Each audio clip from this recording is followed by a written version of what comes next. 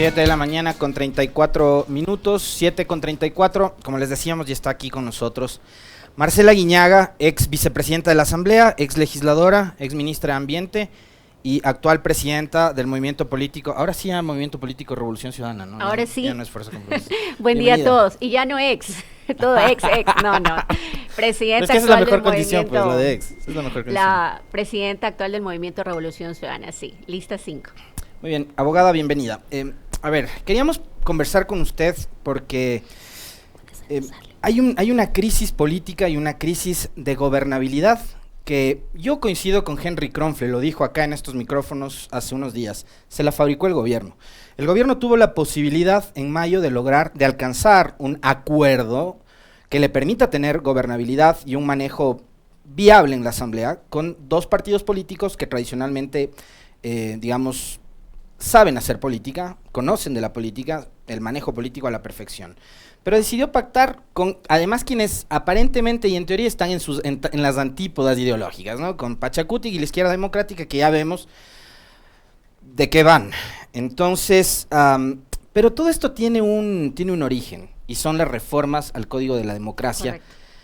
Que se generaron y se aprobaron durante el periodo legislativo anterior y que fueron aprobadas por el morenismo, por el movimiento Creo, por la izquierda democrática, por Pachacuti y algunos otros independientes. Esas reformas al Código de la Democracia, que son, y usted nos va a explicar muy bien por qué técnicamente las que han generado este desastre, fueron promovidas por Luis Verde Soto, quien fuera consejero nacional electoral. Hoy asesor del señor Lazo. Hoy funcionario del gobierno. Por favor, abogado. Sí, bueno, gracias por la pregunta y la invitación. Ciertamente yo creo que hoy la atomización que tiene la Asamblea Nacional representa no otra cosa más que el efecto de la reforma al Código de la Democracia, que usted, Alexis, lo dice con absoluta claridad, no fue apoyada por nuestro movimiento, mejor dicho, por las dos grandes fuerzas políticas de ese momento. El PSC y nosotros, Revolución Ciudadana, no apoyamos, votamos en contra del proyecto. Primero, no solamente por el cambio de método de asignación de escaños, con lo cual se quería golpear a aquellas fuerzas políticas que tenían mayor representatividad, sino también porque se permitió el hecho de listas cerradas, con la cual nos parecía que era una limitación al electorado de elegir por quién votar al fin del día y no verse impuesto por la lista que pone una organización política. Me parece que todos esos elementos nos llevaron a que finalmente el señor Verde Soto decía que con esto iba a mejorar la representatividad, la democracia, y usted ve que ninguna fuerza política llegó a tener mayoría absoluta en la Asamblea Nacional. Nosotros llegamos con 49 legisladores, hoy tenemos 47, porque una vez que un legislador se va de una fuerza política, se queda con la curul. Este debate se dio en Montecristo y yo recuerdo tanto, y me parece que hay pronunciamientos también de Corte Constitucional al respecto, pero yo creería que nuevamente tenemos que hacer una gran misión entre todos, todas las fuerzas políticas, de poner a discusión todos estos temas, porque la atomización que hoy tenemos en la Asamblea Nacional va a pasar en los consejos municipales. Y en especial, digamos, en aquellos consejos donde son consejos pequeños, ¿no? ¿Y se puede replicar este precedente nefasto que ocurrió en Quito? Absolutamente. Lamentablemente hay gente que trata de trepar en la política para mejorar su situación económica y la de su familia, y no buscando el bien común. Y entonces es ahí cuando tú vas a ver que quizás el reparto, que en su momento fue cuestionado también desde la Asamblea Nacional, lo veas trasladado a los consejos municipales. Esto es súper grave porque va a golpear directamente a los ciudadanos en los servicios que van a necesitar rápidamente. Entonces, yo sí creo que lo que hoy pasa, esta gran supuesta lección de mejoramiento de la democracia que nos quiso decir el señor Verde Soto, hoy vemos que provoca el escenario tan terrible que tiene la Asamblea Nacional. Más allá que, como decimos coloquialmente los costeños, la Asamblea da papaya todos los días, una presidenta que no tiene liderazgo, una presidenta que no sabe bien cuál es su rol, una presidenta que no puede ser que haga responsable de todo lo que sucede en la Asamblea porque le filtran la información a los medios de comunicación de malos manejos administrativos. Esa es su principal labor cuando eres presidenta de una función como la función legislativa. Así que yo creería que sí, que el gobierno se provocó esta situación cuando pudo haber llegado a acuerdos puntuales programáticos, no solamente de elección, programáticos en los grandes ejes que hoy le interesan a los ciudadanos. ¿Cuál es? Reactivación económica y producción. O sea, hoy combatir los altos índices de inseguridad que tienen nuestras ciudades. Yo, Alexis, vengo de una ciudad donde todos los días vemos en las noticias sicariatos, asesinatos, barrios tomados por el microtráfico, el narcotráfico, una guerra de territorios donde el gobierno todavía no puede tomar control. Y también hay que ver qué pasa con esas familias que no tienen ingresos y no tienen posibilidades de llevar el pan a su casa. Así que yo creería que sí, hoy la situación es muy compleja para la Asamblea Nacional. Pachakutik no solamente que hizo un acuerdo con el gobierno de Izquierda Democrática al principio, ellos comenzaron a votar en la misma línea de que son muy pocos los proyectos de ley que se han apoyado, pero recuerdo que existió un veto. Siguieron la línea oficialista, es decir, no solamente que alguien me corregía ayer en un medio de comunicación, no, es que solamente el acuerdo fue para la elección de las autoridades. Votaron a favor de la proforma. Votaron a favor de la proforma, una izquierda democrática que tiene dos alas, una parece liderada por los anteriores miembros de Izquierda Democrática, o luego por los nuevos, un Pachakutik dividido entre lo que lidera CONAIE y lo que no lidera CONAIE, que parecería ser que es la mayoría. Hoy, digamos, estamos todos a la espera de conocer finalmente el económico urgente que remitirá el gobierno. Que no se terminan de poner de acuerdo porque fíjese usted, ayer le escuchábamos al presidente Lasso en una entrevista en Nueva York decir que se va a gravar con impuestos a quienes ganan más de $2,000. Antes el ministro de Finanzas había dicho que tributarán los que ganen a partir de 1,000 y tiempo atrás a partir de 500. Vino la explosión social en Colombia con una tesis más o menos parecida y creo que ahí lo repensaron, pero finalmente lo que nos dan a entender es que no tienen una hoja de ruta. Bueno, yo creo finalmente hay unas declaraciones ahora mismo exactamente en un medio estadounidense donde el presidente Lasso anuncia que se gravará a los más ricos del país. Los que ganan más de $2,000 o $2,000 es clase media. Es clase media que seguramente tiene la suerte de tener un trabajo, que seguramente puede hacer deducciones de su impuesto a la renta en temas de salud, de educación, alimentación, entre otros, pero sin duda alguna, una vez más, va a ser golpeada la clase media ecuatoriana, ¿no? Yo creo que eso repercute en el consumo. Hoy muchos sectores te alertan de que hay una contracción en la economía importantísima, la gente no está consumiendo, la gente no está comprando, el costo de la vida se ha encarecido, Ecuador no deja de ser un país caro en el sentido de que, por ser dolarizados al mismo tiempo, seguramente todos los que van al mercado todos los días, al supermercado, se dan cuenta que todas las cosas están subiendo. Entonces, en esa misma lógica, volvemos a la propuesta que llegaría, todos son rumores, esperemos que los textos ya definitivos, pero se habla de la posibilidad de una reducción del salario a jornadas parciales de hasta $180. Eso a mí me parece terrible en el caso del Ecuador, es profundizar las desigualdades y sin duda alguna profundizar la pobreza. Así que estemos a la espera de este documento que finalmente debe llegar. Yo quiero ver las posiciones muy claras ahí de Izquierda Democrática, porque insisto, a veces tengo tantas dudas con sus posiciones en Izquierda Democrática. La posición de Pachakutik, ¿qué va a pasar? Y sin duda alguna, también conocer si el gobierno ha trabajado y los diálogos que ha anunciado que ha tenido con los sectores de los trabajadores es real o no es real. Porque ya vemos organizaciones desde el sector de los trabajadores que dicen a nosotros ni siquiera nos han consultado. Ese sería, al parecer, un proyecto de ley de varias materias. Eso le quería preguntar, usted que es conocedora de la materia legislativa. Si es que este proyecto de ley aborda varios temas, más allá de únicamente el tributario, e incluyen lo laboral, lo económico, productivo y demás, no sabemos. ¿Es constitucional o no? Desde mi punto de vista no lo sería, con lo cual el CAL no debería calificarlo y debería rechazarlo. Pero no nos adelantemos a los hechos, hay comentarios de una supuesta trole nuevamente, pero esperemos al texto finalmente que tengamos en las manos para poder comentar de él. Tenemos a Licenia Espinel también conectada acá, tiene una pregunta para usted, abogada.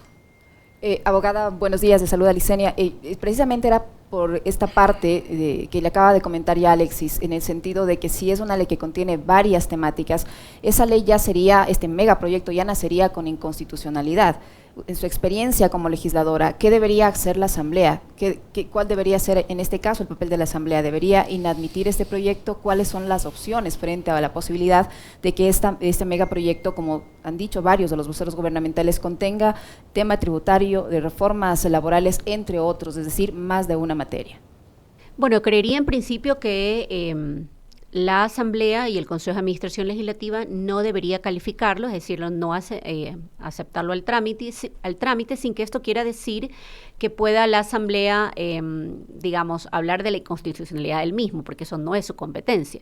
Sin embargo, sí debe calificar en torno a uno de los requisitos previos, que no trate de varias materias. Usted sabe que solamente se puede tratar un económico, digamos, a la vez, no podrían enviar otro, habría que revisar al detalle, por eso digo, no nos adelantemos, estamos hablando de los rumores que se conoce, de algunas declaraciones de voceros oficiales que han dicho algunas temáticas que traería este proyecto, pero en términos generales yo creería que lo que debería hacer la Asamblea es no calificarlo a través del Consejo de Administración. Ahora bien, esto va sin duda alguna a abrir y a profundizar la pugna que tiene el Ejecutivo, que es absolutamente clara, con la Asamblea Nacional, ¿no? Esta suerte de esta campaña montada permanentemente contra la Asamblea, insisto, porque la Asamblea también da de qué hablar, sería mucho mejor y transparente que la propia presidenta primero disponga que los legisladores trabajen 24/7, si es tanto la urgencia, bueno, vamos a trabajar 24/7, vuelva a las sesiones presenciales, ya cuando hoy, por ejemplo, el COE está levantando ya y está declarando aforos del 100% en los buses interprovinciales, ¿por qué la Asamblea no podría trabajar hoy al 100%? Adicionalmente a eso, debería ser la presidenta de la Asamblea, ante estos rumores de denuncias de coimas en supuestos contratos de la Asamblea Nacional, la primera que requiera a la Fiscalía que se inicien las investigaciones. Pero yo veo realmente una presidenta falta de acción, la veo muy tibia, dormida, no me parece que las declaraciones diciéndole Chucky a Valdivieso, a señor Villavicencio, abonen en algo. Me parece que es parte y presa del show mediático, ¿no? Así que yo creería que esto, lo que pasaría, un rechazo o una no calificación de la Asamblea, sí va a profundizar esta crisis política. Licenia. Estaba escuchando a la abogada Aguiñaga. En ese sentido, abogada, la posición que va a mantener el bloque de la Revolución Ciudadana, ¿cuál va a ser? ¿Ustedes van a esperar que envíen el proyecto, conocerlo, o de antemano ya tienen una posición, al menos en lo que ya se conoce, que toparía el tema laboral y a decir de los propios trabajadores, esto representaría una regresión de derechos? ¿Cuál va a ser la posición? Porque esto si de entrada se rechaza, ahí van a tener el argumento, como usted lo acaba de señalar, de que se obstaculiza el trabajo del Ejecutivo a través de la Asamblea Nacional, es decir, que la Asamblea no permite esa reactivación económica. ¿Ya han tomado una decisión o tienen que esperar, obviamente, a conocer el contenido del proyecto? Bueno, nosotros tenemos líneas rojas que no pensamos cruzar. Obviamente la bancada de UNES estará analizando a detalle cada uno de los articulados que sean propuestos. Nosotros líneas rojas tenemos con claridad aquellas que sean de retroceso de derechos en materia laboral, que se pretenda agravar a la clase más empobrecida, o en este caso a la clase media que hoy está empobreciéndole en el Ecuador. También tenemos posiciones al respecto. Nosotros somos de la línea de que se grave a los grupos económicos más fuertes y más grandes del país, sobre todo que han tenido ventas extraordinarias en el año 2020 y que es muy fácil determinarlo por el propio SRI, que se combata fuertemente la evasión tributaria. Hoy hablamos de más de 5.000 millones de dólares de grupos económicos que evaden la obligación del pago de sus impuestos. Bueno, me parece que también esa es la línea, pero sin duda alguna también estamos abiertos a ver cómo de la manera más adecuada, sin que esto signifique retroceso en derechos, sin que signifique flexibilización, pero sí conectados en la lógica de las necesidades ciudadanas, cómo hacemos la posibilidad que ese segmento poblacional donde está la tasa de desempleo más alta tenga una opción. también hay que ser creativos. Nuestro Código de Trabajo, sin duda alguna, tiene muchísimos años. Bueno, veamos qué de eso, y a mí me parece también que las organizaciones de trabajadores tienen que ser invitadas a construir este proceso con ese análisis en la coyuntura que estamos viviendo. Si bien es cierto, un padre de familia está desesperado por llevar recursos a su hogar, también ver la posibilidad de cómo generamos esta suerte de empatía entre ambos sectores, ¿no? Patronos, por un lado, y empleadores, sin que esto quiera decir detrimento de derechos. Así que nosotros tenemos líneas rojas, lo hemos dicho con claridad al gobierno nacional, que dice que nos va a invitar al diálogo. Quiero decir, y lo he dicho también ayer públicamente, nosotros no hemos recibido ninguna invitación oficial del gobierno a dialogar, como corresponde en cualquier sistema democrático. Si viene la invitación, ustedes irán. Nosotros iremos, por supuesto, yo iré como presidenta de Revolución Ciudadana, sin duda alguna. Con la coordinadora de la bancada. Como nuestra coordinadora, obviamente primero acordado nuestras líneas rojas con nuestra bancada, como corresponde, pero esto no significará en ningún lugar, primero, renunciamiento a principios básicos. Tenemos claro cuál es el plan de gobierno del señor Lasso. Comentaba el día de ayer con un grupo de sindicatos y les decía, me extrañaría que el señor Lasso quiera gobernar a favor de los trabajadores, porque su plan de trabajo, si usted lo ve, dice exactamente lo contrario. Así que, en todo caso, sí, estamos abiertos a un diálogo plural donde se respete a la oposición en un sistema democrático, donde somos la primera fuerza política del país. ¿Cómo debería ser esa invitación, abogada Guiñaga, tomando en cuenta que la ministra Abel ha dicho que están dispuestos a dialogar hasta con UNES? Al parecer olvidándose que ustedes son la primera fuerza política al interior de la Asamblea Nacional y que reunieron más de 4 millones de votos. Y me parece una vanidad y una torpeza por parte de la ministra que diga que tiene que conversar hasta con UNES. Nosotros estamos abiertos al diálogo siempre y cuando, insisto, se hace una invitación oficial del gobierno como corresponde, en un diálogo abierto, plural, frente a los medios de comunicación, donde las diferentes fuerzas políticas puedan plantear sus posiciones en miras a una grave situación económica que estamos enfrentando, ¿no? Yo desesperadamente decía, no puede ser que sea el gobierno del encuentro cuando de cada 10 ciudadanos que viajan a México, 7 se quedan. ¿Qué está pasando en el Ecuador? Perdimos la esperanza, vemos que no hay salida. El presidente Lasso dice que migran porque ese es el afán de integrarnos que tenemos con los países realmente de la que cuando uno deja su país, deja su familia, a los seres que más ama, es sin duda porque la desesperación te está llevando por delante. Y bueno, lo que busca la gente arriesgándose a caer en las manos del coyoterismo, caer en estas rutas de estos mafiosos que te cruzan a través de las fronteras. ¿Cuánta desesperación tiene que haber atrás para que un ser humano decida tomar esa decisión poniendo en riesgo la vida misma? Así que yo sí creo que son muy duras la situación y las realidades que hoy viven las familias, así que hay que, buscar, tratar de llegar a acuerdos mínimos. Ojalá se puedan en el marco del respeto, insisto, de una oposición constitucional y legal como somos. Yo quiero trasladarle nuevamente, y ya para el tramo final de la entrevista, al campo de la política, porque usted está liderando, presidiendo precisamente el movimiento político más grande que tiene este país, que es la Revolución Ciudadana. Ya citaba a Licenia la cantidad de votos que ustedes obtuvieron. Tienen la bancada más numerosa, no les alcanza para tener mayoría, pero es la más numerosa actualmente en la Asamblea. Una reflexión sobre lo que pasó en los resultados últimos de las PASO en la Argentina, haciendo conexión también con lo que sucedió acá en Ecuador, abogada Guiñaga. Un artículo publicado por el portal Infobae, que no es mucho de mi agrado, pero que creo que sí nos convoca a analizar por lo menos los resultados, dice que la derrota electoral del gobierno de los Fernández, ellos no conciben que un pobre no los banque ideológicamente. Acá parecería que hubo también una suerte como de desconexión de las izquierdas o de los sectores progresistas con las clases medias o las clases más desposeídas. Ayer leía también una entrevista muy interesante que le hace Diario El País de España a Gustavo Petro, y Petro decía la pandemia que hizo que los olvidados sean más olvidados todavía, ¿ya? Hace que ellos no necesariamente empiecen a votar ideológicamente, sino por quienes vienen a venderles fantasías, ilusiones, y ahí están los resultados. ¿Cómo entender esta nueva política, este nuevo escenario, este nuevo contexto que tenemos en países como los nuestros? Bueno, coincido con algunos de esos criterios, también los he leído, sin duda alguna.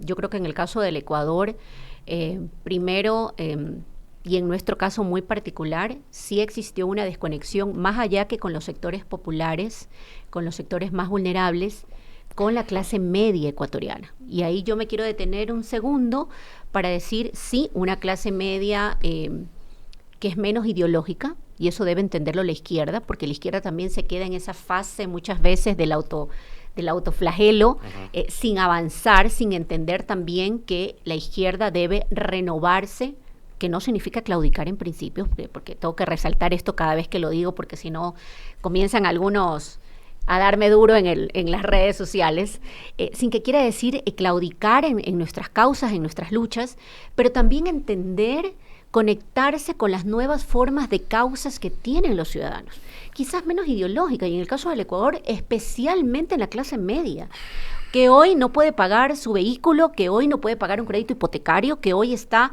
atiborrado de las llamadas de las tarjetas de crédito que les sirven para tener un poco de liquidez hasta llegar a fin de mes, porque así usan las familias las tarjetas de crédito.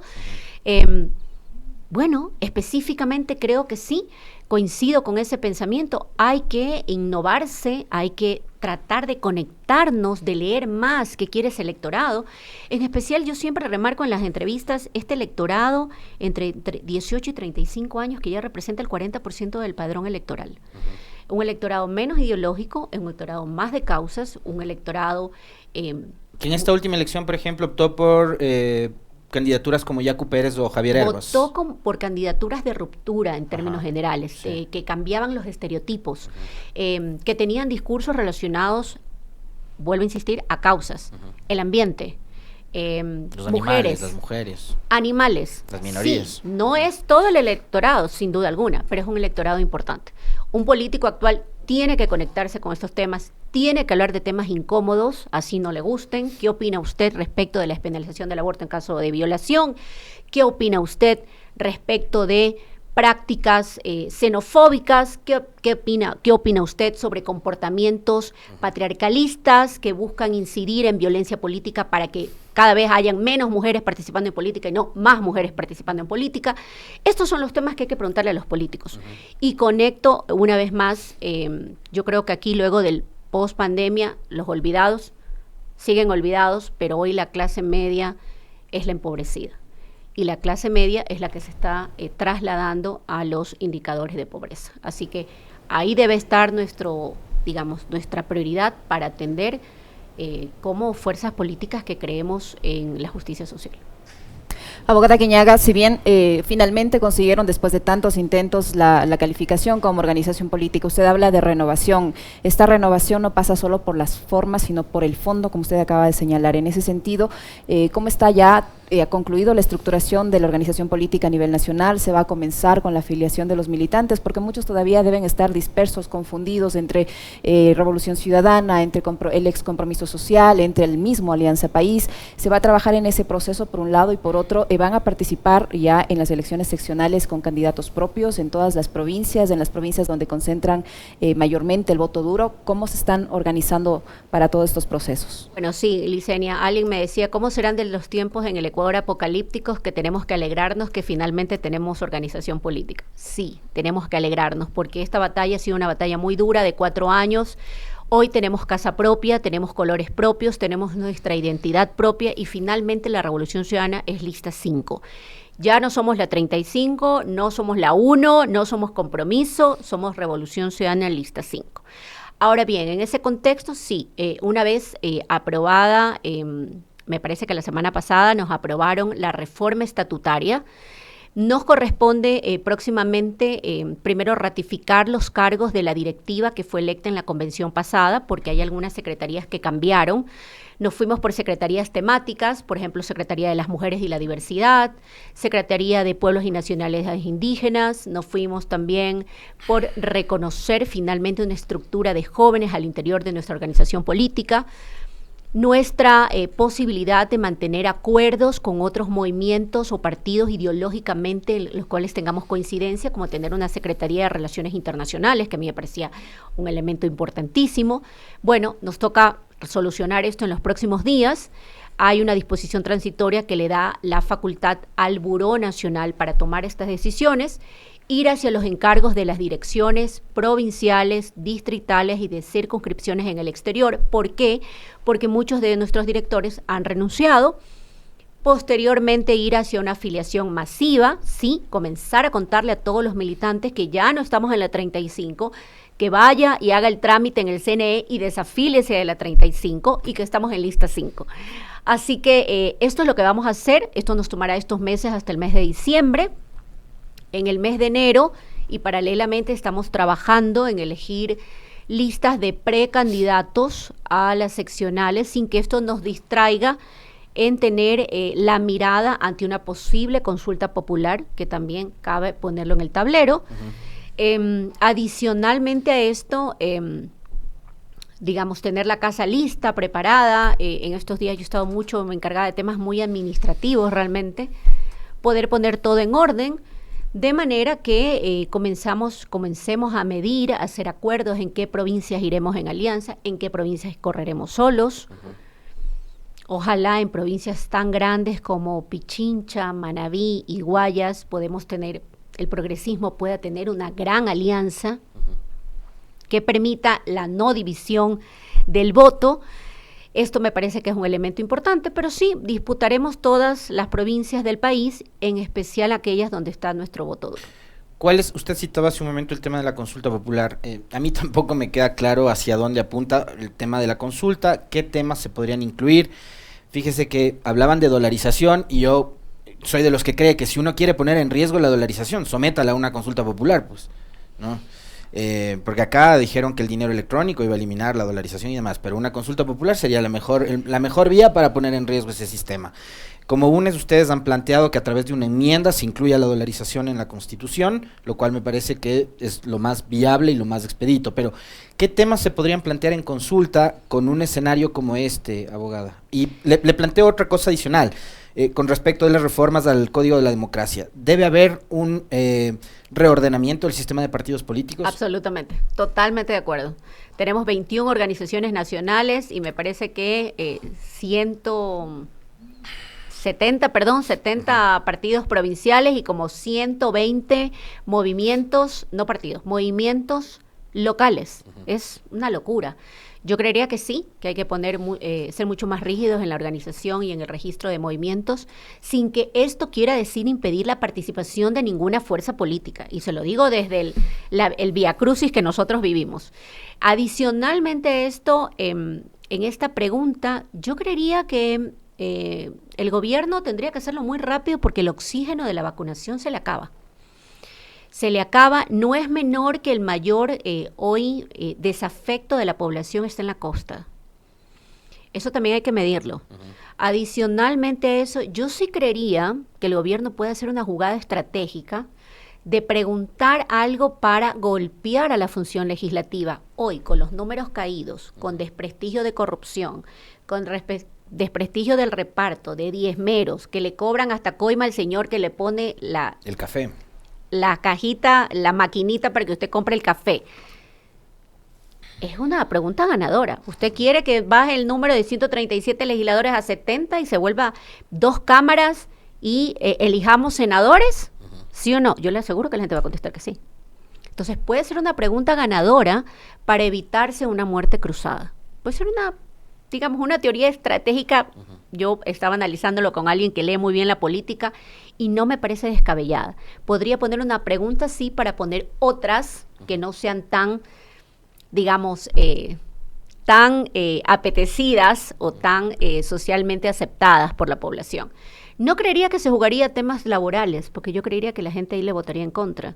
No creería que estaría por donde se elimina la jubilación patronal, sería sumamente arriesgado poner una pregunta como esta, pero sí podría poner de cajón una pregunta como para golpear a la función legislativa. Sobre todo en este escenario tan Sobre todo en este escenario marcado, ¿quién va a defender a la Asamblea, dice usted, todos los días, con una presidenta que no es capaz vuelvo a repetirlo en varias entrevistas, pero después de haberse diferenciar entre qué es circunscripción y qué es circuncisión. O sea, ya con eso te da un poco abogada, el elemento. ¿Eso no desdibuja, digamos, de alguna forma la figura con la que se vendió Guillermo Lasso y el movimiento Creo durante todos estos años que intentó ser presidente? me remonto a 2013, 2017 y ahora 2021, Lazo era el gran demócrata y creo era el movimiento de corte liberal que respetaba las instituciones. ¿Cómo entonces este gobierno, este presidente y este movimiento hoy están buscando el descrédito de la Asamblea?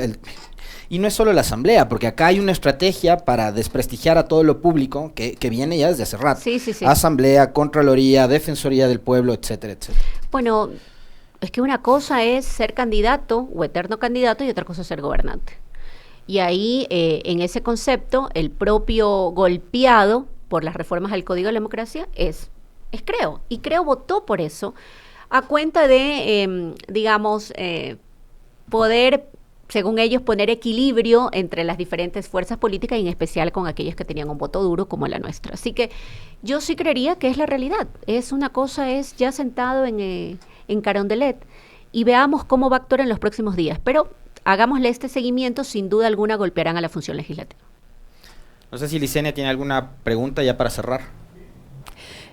Nada más, abogada Aguiñaga, usted dice que necesitan llegar a alianzas o que analizan la posibilidad de llegar a alianzas, que la izquierda debe también renovarse. ¿Cómo van a hacer para llegar a esos sectores de los jóvenes, a los sectores del feminismo, a los sectores animalistas, al sector ambientalista, que se han visto en esta última temporada esquivos hacia lo que constituye la revolución ciudadana? Estamos hablando de renovación, y la renovación no solo es en la forma, sino también en el fondo. ¿Qué estrategia van a utilizar para acercarse a estos sectores de la población que tienen coincidencias en cuanto a los objetivos, pero posiblemente no los mecanismos? Bueno, yo creo que particularmente hay que tener una mirada más abierta, más empática, más sensible, nuevas formas de comunicación también, en eso es muy importante, sin que esto, insisto, signifique renunciar a principios, ¿no? Yo creería que vamos por ahí, todas las estrategias no se las puedo contar, Licenia, porque si no después me las copia la oposición, pero créame que estamos enfocados en ello. Una Marcela Aguiñaga dirigiendo Revolución Ciudadana ya es un primer símbolo de un momento de cambio, ¿no? Yo soy una mujer de clase media, profesional, que vengo luchando por ciertas causas, pero que adicionalmente a eso también creo que es posible tener y construir el progresismo desde las mujeres. Así que ese es el mensaje. Yo creo que varias estrategias están en camino, pero estaremos listos para una renovación integral. Ojalá toda la izquierda comprenda eso y esté listo para dejar de debatir, como nos pasó, en un voto ideológico que finalmente está terminando que el neoliberalismo se imponga en el Ecuador. Eso de la revolución desde las mujeres me parece fantástico. Ayer, a propósito, le comento, no sé si la vio, pero la entrevista de Petro con Diario El País, que es fantástica además, ahí habla de su líder, Rafael Correa Petro, reconociéndolo como uno de los referentes de la región, vivo político, ¿no? Él decía que si hubiese una reforma agraria en un eventual gobierno suyo en Colombia, él entregaría la propiedad de la tierra a las mujeres, ya no a los hombres, fíjese usted. 8 de la mañana con 7 minutos, le agradecemos muchísimo. Muchísimas gracias. A la presidenta del Movimiento Revolución Ciudadana, Marcela Aguiñaga, que ha estado acá en Radio Pichincha. Ahora sí pueden abrir las puertas de la radio.